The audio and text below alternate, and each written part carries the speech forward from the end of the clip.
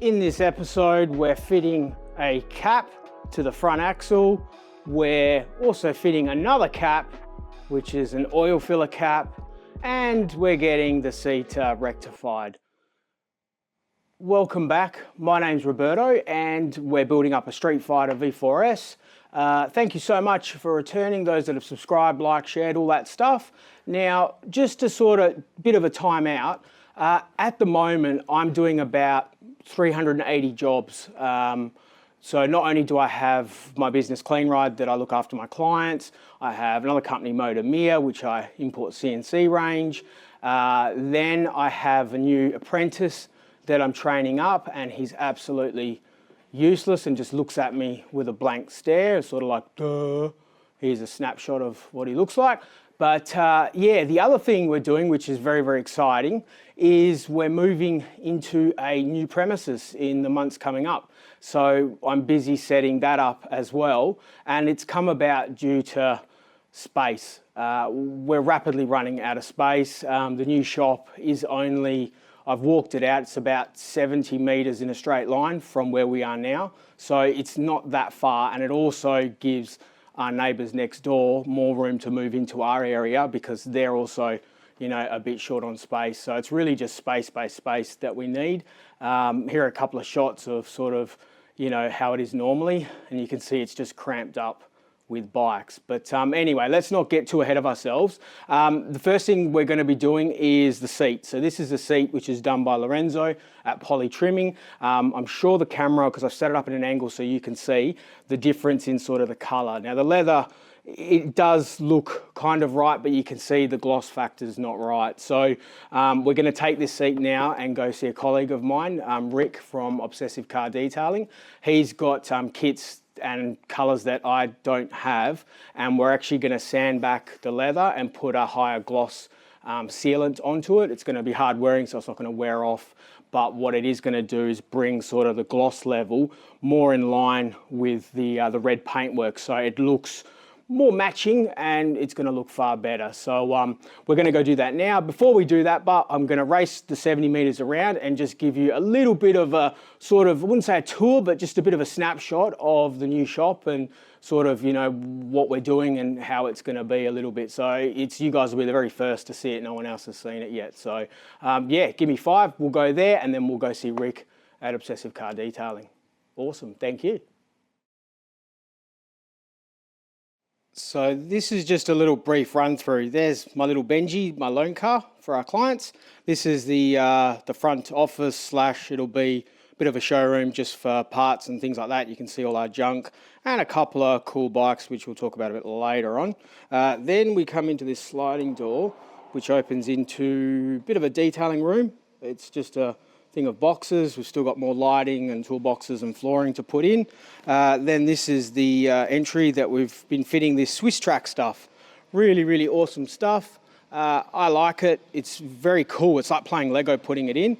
Then we've got this big square box thing, which inside is our custom built wash bay. There's a couple of bikes in here that we've got to sort out, and they're just to keep them out of the way. Again, we just need lighting and stuff like that to go through. More Swiss track stuff that we're building, and then here is more of the flooring, and this is going to be a dedicated sort of tear down sort of mechanical works benches and stuff like that. And then we have a massive upstairs area which is actually going to be a bit of a showroom, so that's going to be pretty cool. So yeah, so this is just again a brief run through, but the big thing for us is that it's about 3 times the size of where we're currently in. We also have a really cool, hopefully it gets wired up today.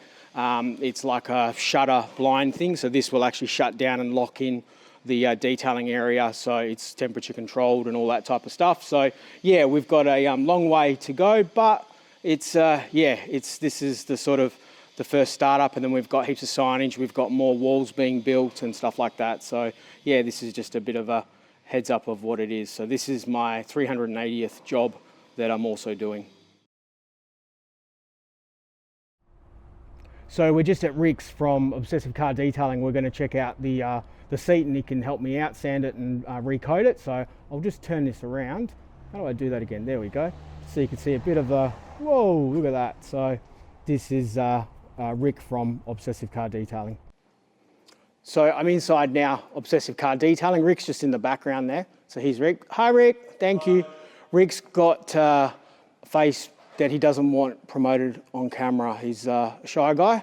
And Rick is a very, very, very, very dear friend and colleague of mine. He does exactly what I do, same product, same everything, but he does it on cars. So he deals with a stunning selection of cars, we can kind of see in the background. And yeah, so he uses the Swiss Axe and all the stuff that we use, and you would have seen in the front video that he's a Swiss Axe certified car care centre, like we're a certified bike care centre. So we're going to just play with this seat now and get the gloss level up, and hopefully it's going to look a lot better. And there he goes again in the background. Hi, Rick. Hi. Oh, hello. All right, let's change this around.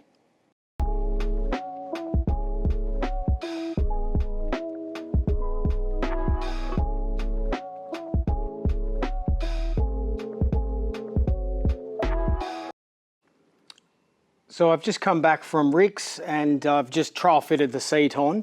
I'm not sure if the camera will pick it up, but the gloss level is definitely higher than it was previously. I think it's not quite there yet. So we've got a product on order that's going to increase the gloss level a couple of points higher than what it is now. But I think in general, it's definitely taking shape.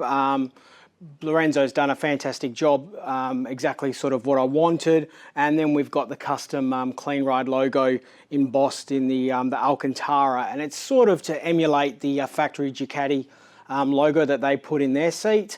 And it just makes something a little bit more unique to me and the business. So I think, yeah, great job, but yeah, stay tuned. We're gonna get it, the gloss increased a little bit more. And I think once we eventually take it out into actual natural sunlight, I think it will take more shape and look a lot better. So yeah, let us know your comments, or sorry, your thoughts in the comments, I should say. Whether you think it's good, bad, or I've totally just wasted a whole heap of money and ruined it, and I'll just stick with the standard Ducati seat that comes with it, or not the standard one, but the performance lowered seat.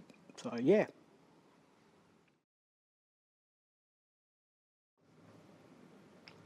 We're going to be talking about the axle.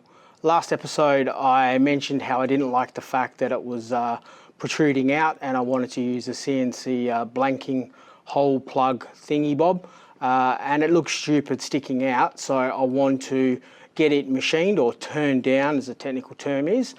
So then when I use the CNC plug, it actually fits countersunk or flush with the side of the fork. So yeah, so we're going to rip the axle out now, take it down to my man Paul, who's a machinist, and he's going to machine a couple of mil off. I am going to use this thing here, it's called a vernier, so I can measure and get him to take the exact amount off, so we're not going too less. And also it's going to be a weight saving mod. Not really, because we're adding actually the CNC cap, so that adds. So at least we're not going to add or lose any, so it's the same. But I think it will look a lot nicer. So I'll show you now how it looks stock, and then hopefully in an hour's time we'll come back and it will be fitted, and I can show you how it looks modified. Okay, hang five. So this is the stock axle in its position, and you can see it sticks out a little bit from the fork. It sticks out exactly. Oh, let me measure this, because this is how you do it.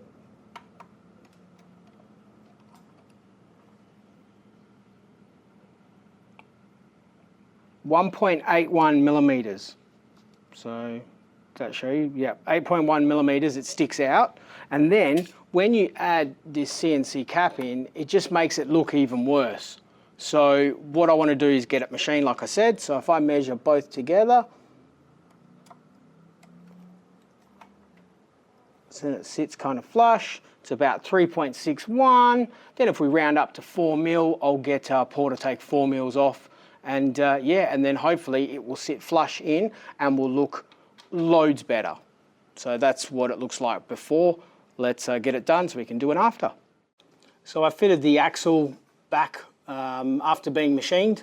Or turned down by Paul just around the corner at his engineering shop, and we can see now the CNC cap fits beautifully and flush, and I think really sets it off and looks amazing. It looks so much better than it popping out like before. So this is a bit of a side-on shot. Let me see if I can move around. Go, oh, so we can see there if we go sort of, right hand side, it just fits beautifully. And I think it's just something that finishes it off. There's a saying like, don't sweat the small stuff and, think big picture and things like that. Well, I do. I sweat the small stuff. It's all those small little details that add up to the big picture. So that's that side. Now, I've also done the other side. So let me see if I can swing around.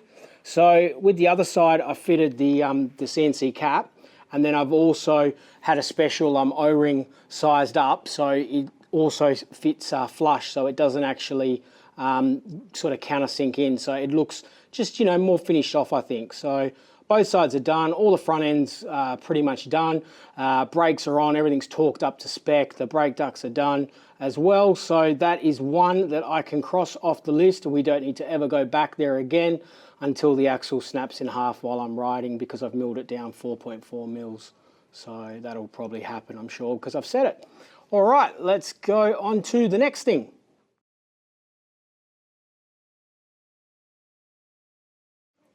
All right, so this part I'm going to fit the oil filler cap. It's a massive mod, takes precision, key, strategic planning, and yeah, so that's the oil filler cap. For those that don't know, it's got written oil on it.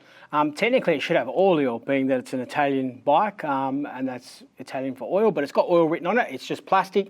You unscrew it, take it off, and then you fit the new cap, which is a CNC, which just goes straight on, and you turn it until it's tight, and then you're done. Easy. All sorted. Okay, those that actually know what they're doing, I've just screwed this up, because if I was to take the stock one off and put the CNC one straight on, I'd be in a world of hurt and all sorts of pain after riding it. Because if you notice, this is a CNC unit, this is a stock unit, and there's a big round green thing, which is an O-ring. So this needs to come off the stock one, and you need to put this on. God, why won't it come off? Oh, here we go. All right, so that comes off the O-ring, and we want to place that onto the new CNC, and then we want to put that one on, and then it's done. Because then you're not going to get, if I can actually screw it on, you're not going to get oil that's going to spout all over your engine and could possibly cause fire. Now, you're probably looking at going, why the hell did I swap something that looks identically the same? That's kind of pointless. It kind of is. This one's got two little holes so you can lock wire it in, which is cool. But the main reason I go for this style is that it's different to the stock one, as in it looks a little bit nicer, but CNC and other brands do ones with like Allen keys, and they look all fancy, and they're fantastic when you fit it the first time. But when you go in and send it in to get its first oil change or whatever, the tech's just going to shove an Allen key in there, turn it around, scratch it all up, and it's going to look like crap within a matter of seconds from doing one oil change. So that's why after having it done to me, and even myself doing it, you put in an Allen key, even with rubber and tape and stuff, it's still going to scratch a mark. So that's why in the end, I just choose to go something very simple. If it's ever too tight, I can put a, say a microfiber on it with, some pincers and just slowly, turn it, but not scratch it and damage it, which is what you normally do if you've got one of those Allen key styles or a nut or a screw or a bolt on it. Yeah, so just something to think about, but make sure you take the O-ring off your stock unit, put it back on the CNC, otherwise oil is going to encompass your engine and it might get onto hot things. Hot things and oil leads to fire. Don't need more memes on the internet with Ducatis burning up. Well, this is all we've got time for this week. So yeah, hope you enjoyed it. Hope you learned something and it didn't make you any dumber for listening to me. So that's always a bonus. Those keen observers will see a set of wheels here and you're probably thinking, hang on, they're not motorbike wheels, they're car wheels. What the? Yes, they are. These are to our little Abarth, because in less than a month's time, we're entering in the Targa City Sprint. We do it every year for the last 3 years. So this will be the 4th year. And we're progressively getting slower and slower and slower. Yeah, to the point where I'm sort of going to give up soon joking. A little bit quicker, but always something goes wrong. So hopefully this year might be our year and we can cut down our times. So yeah, if you want to see a bit of that sort of footage of the day and see me smash through a barrier trying to be faster and bigger than all the other cars, because my car's very slow and very small, but it's very cute, and in the cuteness awards it would win, then yeah, let us know in the comments, and yeah, I can put up a bit of footage. It's actually getting a lot of work done at the moment at a place called Auto Italia. The guys there are very, very, very dear friends. They're really cool guys. They ride bikes as well and love Italian cars. So it's sort of like, you know, Ducatis, Alfas, Ferraris, Maseratis, that stuff. It's sort of like a match made in heaven, which is cool. Now, next week we've got Jeff Garland, who's going to pop in to the shop. We're trying to finally finish off the bottom exhaust and get the tips put in situ and sort of bolted, welded, whatever he's going to be doing. I'll leave that to the experts, so that will be cool to have that part finished off. We're also going to be finishing off, hopefully some parts come through from CNC, a couple of other little sort of crucial bits that you just forget about, because we are getting to the final stages of hopefully being able to give it its first test ride here in Australia. So the last time this was actually ridden or put on, you know, dyno or anything that moves forward was back in the factory in Italy, so that'll be pretty cool. But yeah, until then, big thanks to everyone that that is watching, subscribed, and comments. We are going to have, so tomorrow, for those that remember, we've got our giveaway, which is a helmet from X-Lite, the 803 RS. So one lucky resident in Australia is going to win that helmet. All you need to do is quickly jump on Facebook, vote for our next project that we should work on, share, do a bunch of stuff, subscribe, and someone here in Australia is going to win. So that's pretty cool. Then next week we're going to have another tiny little giveaway. And it's going to be worldwide, so I can send it. It's small, and it's for the Streetfighter or Panigale, so stay tuned for that. And if you haven't already, smash the like button, subscribe, share, all that type of stuff, so you can stay up to date and see what other things we're doing to the Streetfighter. But until then, everyone, please stay safe, be good, and we'll see you very, very soon. Thank you.